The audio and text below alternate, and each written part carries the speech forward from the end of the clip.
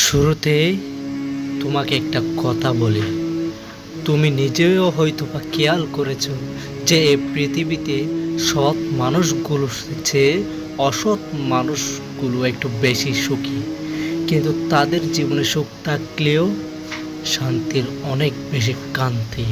তবে কি জানো, মানুষের জীবনে সুখের থেকে শান্তির বেশি প্রয়োজন।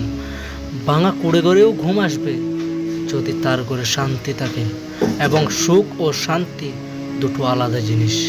কোনো গরিবের ঘরে হয়তো বা সুখ থাকে না, কিন্তু শান্তিরও কোনো অভাব থাকে না। আসলে কি বলতো, আমাদের প্রত্যেকের মধ্যেই একটা অভ্যাস তৈরি করা উচিত, অল্পতে খুশি থাকা, অল্পতে তুষ্ট থাকা। হ্যাঁ, অল্পতে তুষ্ট থাকা। আসলে মানুষ এটা সময়ে সময়ে ভুলে যায় যে খারাপ সময়গুলো একাই কাটাতে হয়।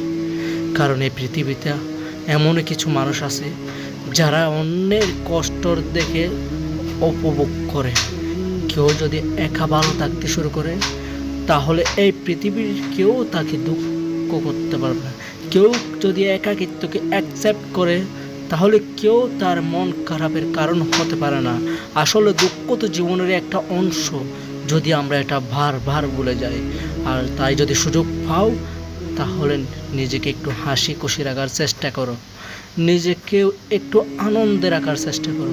কেন বারবার এটা ভুলে যাও যে পৃথিবীতে নিজের থেকে অধিক আপন কেউ হয় না, নিজের থেকে অধিক কাছের কেউ হয় না। সত্যি বলতে আমরা এটাই ভুলে যাই যে যদি কেউ কখনো আমাদেরকে ছোট করতে চায়, তার মানে এটা যে আমি আমরা তার থেকে অনেক এগিয়ে আছি, আমরা তার থেকে অনেক উপরে আছি। কারণ যে উপরে তাকেই তো টেনে নিচে নামানো হয়। তাই যদি কেউ কখনো তোমাকে ছোট করতে চায়, তাহলে ভেবে নিও তুমি তার চেয়ে অনেক বেশি উপরে আছো। একটা মশার একটা মজার বিষয় কি জানো, এই পৃথিবীতে লক্ষ লক্ষ প্রাণীর বসবাস, কিন্তু তার মধ্যে শুধুমাত্র মানুষই রোজগার করে, অথচ কোনো প্রাণী অনাহারে মরে না। আর এই মানুষই একমাত্র প্রাণী যাদের কখনো পেট ভরে না। কতটা অদ্ভুত বিষয় না? আসলে যারা সৎ পথে হতে চায়, তাদেরকে কিছুটা মানিয়ে নিতে হয়, কিছুটা অল্পতেই সন্তুষ্ট হতে হয়। তোমার কাছে একটা অনুরোধ করব, নিজেকে সৎ রাখার চেষ্টা করো, জীবনে সৎ পথে চলার চেষ্টা করো, যতটা পারো সৎ পথে উপার্জন করো। কারণ মানুষ এটা ভুলে যায় যে একটা সময় পরে পৃথিবী ছেড়ে চলে যেতে হবে। মানুষ এটা ভুলে যায় যে কাউকে না কাউকে হয়তো বা সকল প্রশ্নের উত্তর দিতে হবে। তাই সেই দিনটার কথা মনে করে নিজেকে সৎ রাখার চেষ্টা করো, সৎ থাকার চেষ্টা করো। যদি কখনো ঠকেও যাও, তাহলে অন্তরে একটু শান্তি পাবে যে না, আমি ঠিক ছিলাম, আমি সত্যি। তো সত্য মানুষকে শান্তি দেয়। তুমি জানলে অবাক হবে যে এই পৃথিবীতে এমনও কিছু মানুষ আছে যাদের গর্বে মাটিতে পা টেকে না, যাদের অহংকারে মাটিতে পা স্পর্শ করে না। যদি ভুলেও কখনো গর্ব হয় যে এই ভেবে আমি ছাড়া এই পৃথিবীটা অচল, তাহলে যদি পারো তাহলে কবরস্থান থেকে ঘুরে আসো, একটু হসপিটাল থেকে ঘুরে আসো, তুমি সমস্ত উত্তর পেয়ে যাবে। কবরস্থান যেখানে লাখো মানুষ রয়ে আছে, হয়তোবা আমাদের থেকেও ধনী, হয়তোবা আমাদের থেকেও ট্যালেন্টেড। হসপিটাল যেখানে লাখো মানুষ মৃত্যুর সাথে পাঞ্জা লড়ে, হয়তোবা কিছুক্ষণ পরে এই পৃথিবী থেকে বিদায় নেবে, হয়তোবা আর স্বল্প সময়ের অতিথি। আসলে এমন ব্যক্তির মাথায় কখনো অহংকার আসে না। যদি আমাদের চিন্তা ভাবনার এমন হয় যে আমি তো স্বল্প সময়ের অতিথি, আজ আছি কাল নাও থাকতে পারে। যদি কেউ ভাবে আমি কিছুক্ষণের জন্য এই পৃথিবীর মেহমান, তাহলে তার মাথায় কখনো অহংকার আসবে না। যে পৃথিবীর প্রত্যেকটা প্রাণী, প্রত্যেকটা মানুষ মৃত্যুর স্বাদ গ্রহণ করতে হবে, কেউ ছাড় পাবে না। তাই যতটা পারো, যতটা সম্ভব নিজেকে সৎ রাখার চেষ্টা করো, আর কখনো দুশ্চিন্তা করো না।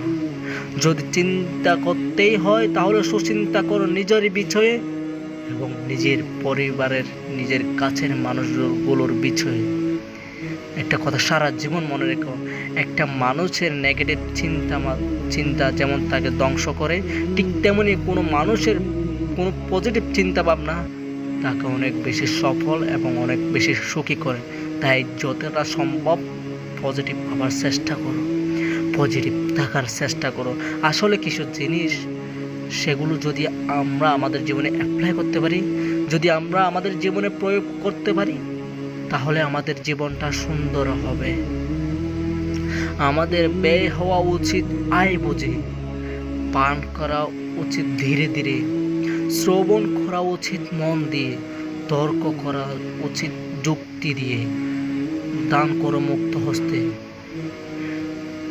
চিন্তা করো গভীরভাবে, আহার করো পরিণীত, সংকল্প করো চিরচিত্তে, বিচার করো সঠিকভাবে, আত্মীয়তা করো বংশ দেখে, চলাফেরা করো সতর্কভাবে, অপেক্ষা করো ধৈর্যের সাথে, আর কামনা করো ভক্তি সহকারে। নিজের খারাপ সময়গুলোতে সৃষ্টিকর্তাকে স্মরণ করো, যিনি সমস্ত কিছু সঠিক এবং সুন্দর করার ক্ষমতা রাখে। জীবনে কখনোই এটা ভুলে যাওয়া উচিত না যে আমাদের রূপ, যৌবন, অর্থ এইসবই আমাদের সাময়িকের জন্য পরিচয়। সময়ের সাথে সাথে সমস্ত কিছু ছেড়ে চলে যাবে।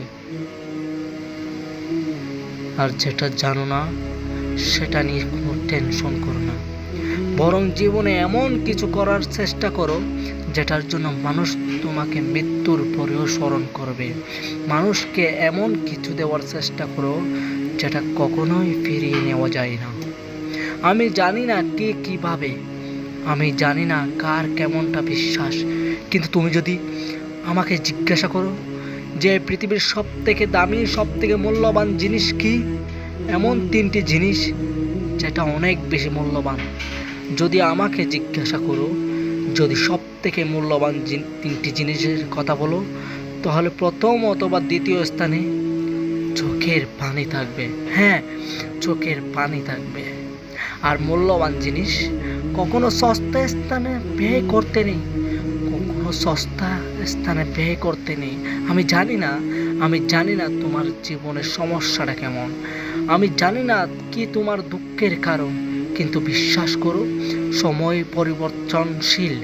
সেটা ভালো সময় হোক অথবা খারাপ সময় হোক, যে কোনো সময় পরিবর্তনশীল, যে কোনো পরিস্থিতি পরিবর্তনশীল। একটা কথা মনে রেখো, খারাপ সময় নিজের বন্ধু হওয়াটা ইম্পর্টেন্ট, নিজের বন্ধু হওয়াটা অনেক বেশি প্রয়োজনীয়। এর কারণ কি জানো? কারণ ভালো সময় তো সবাই পাশে থাকে, কিন্তু খারাপ সময় কজনই পাশে থাকে। এমনটা কখনো ভেবো না যে খারাপ সময় তোমাকে সবাই সঙ্গ দেবে, কারণ কিছু মানুষ তো চায় তুমি খারাপ থাকো, কিছু মানুষ তো তোমাকে খারাপ দেখে আনন্দ পায়। আমি জানি না তোমার কষ্টের কারণ কি, তোমার মন খারাপের কারণ কি আমি জানি না, কিন্তু বিশ্বাস করো তোমার প্রত্যেকটা খারাপ সময় তোমাকে নতুন কিছু শেখাবে। তোমার প্রত্যেকটা খারাপ সময় শেখাবে যে নিজের হয়ে ওঠাটা অনেক বেশি প্রয়োজনীয়, অনেক বেশি গুরুত্বপূর্ণ। আসলে কি বলতো, আমরা তখনই সব থেকে বেশি হতাশ হই যখন সৃষ্টিকর্তার উপর থেকে বিশ্বাস উঠে যায়। আর সত্যি বলতে, যিনি আমাদেরকে পৃথিবীতে পাঠিয়েছেন, যিনি আমাদের জীবনটাকে নিয়ন্ত্রণ করছেন, যিনি এই পৃথিবীটাকে পরিচালক করছেন, তাকে ভুলে যাওয়া উচিত নয়। না, কখনোই তাকে ভুলে যাওয়া উচিত নয়।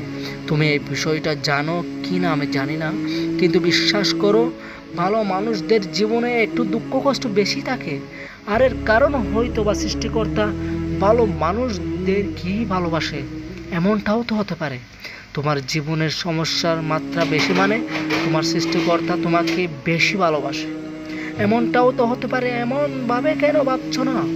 তোমার দুঃখের কারণ হয়তো বা সবাই হচ্ছে, তোমার মন খারাপের কারণ, তোমার হতাশার কারণ, তোমার কান্নার কারণ, তোমার দুঃখের কারণ হয়তো বা সবাই হচ্ছে, কিন্তু সুখের কারণটা তো নিজেই হও। একটা কথা মনে রেখো যে অনেক সংক্ষিপ্ত, এই সংক্ষিপ্ত জীবন একটা অংশ, তুমি কান্না করে কাটাবে কিনা, তুমি দুঃখ করে কাটাবে কিনা, এমনটা হতে তো পারে না, কখনোই তো এটা হতে পারে না।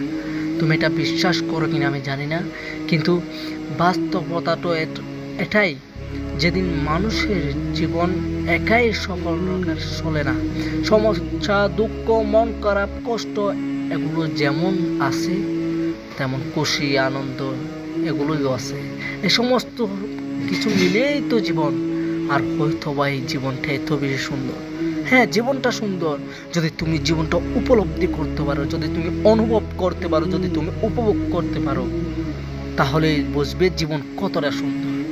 আমি জানি তোমার জীবনের সমস্যার সাথে অন্য কারো জীবনের সমস্যার মিল নেই, কিন্তু বিশ্বাস করো, যাদের জীবনের সমস্যা বেশি থাকে, যাদের জীবনে দুঃখ কষ্ট বেশি থাকে, তুলনামূলক সৃষ্টিকর্তা তাদেরকে অনেক বেশি ভালোবাসে, অন্যদের থেকে একটু বেশি ভালোবাসে।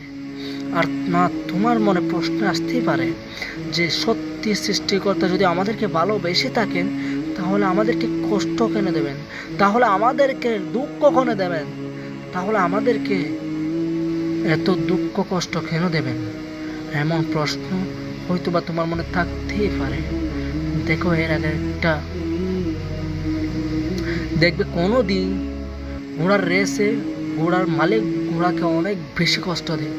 যখন ঘোড়ার মালিক ঘোড়াকে কষ্ট দেয়, তখন সেই ঘোড়াটা বুঝে উঠতে পারে না যে আমার মালিক কেন এত কষ্ট দিচ্ছেন, যিনি আমাকে এত সুন্দরভাবে লালন পালন করেছেন, যিনি আমাকে খাবার দেন, যিনি আমাকে খেয়াল রাখেন, তিনি কেন আমাকে এত কষ্ট দিচ্ছেন। ঘোড়ার মনে হয়তো বা এমন কিছু প্রশ্ন আসতেই পারে, কিন্তু বাস্তবতাটাকেই তুমি জানো যে রেসের মালিক ঘোড়াকে কেন কষ্ট দেয়। কারণ ঘোড়ার মালিক জানে তার ঘোড়াতে যেন জয় হয়, তিনি চায় যে তার ঘোড়াটা যেন জিতে।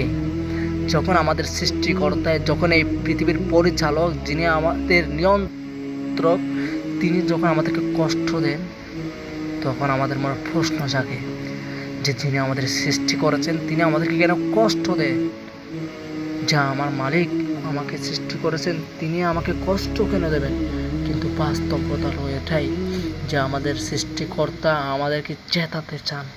সেই ঘোড়ার মালিক ঘোড়াটাতে কষ্ট দিচ্ছে মানে যে এটা নয় যে তিনি তাকে ভালোবাসেন না, তিনি তার ঘোড়াটাকে ভালোবাসেন, কারণ তিনি তাকে জিতাতে চান।